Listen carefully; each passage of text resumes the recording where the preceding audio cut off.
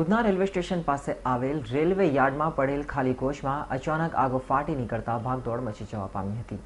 Udhna railway station પાસે આવેલ railway યાર્ડમાં પાર્ક 2 કોચમાં અચાનક શુક્રવારના રોજ 12 વાગ્યાના અરસામાં આગ ફાટી નીકળતા ભાગદોડ મચી જવા પામી હતી। જો કે બનાવની જાણ થતાં તાત્કાલિક ફાયર કાફલો સ્થળ પર દોડી ગયો હતો અને આગ પર પાણીનો મારો કરી કાબુ મેળવ્યો હતો।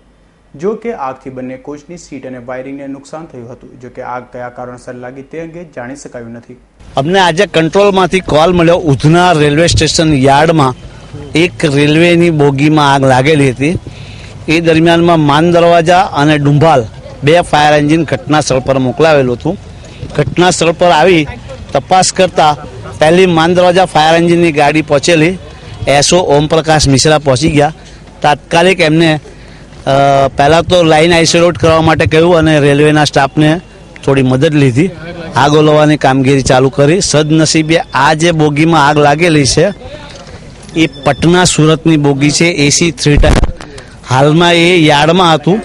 હવે આગ લાગ્યાનું કારણ શું છે એ કંઈ ખ્યાલ નથી આવતો, એ પછી ઇન્વેસ્ટિગેશન કરશે। પણ કોઈ અંદર પેસેન્જર હતું નહીં, જાનહાનિ થઈ નથી।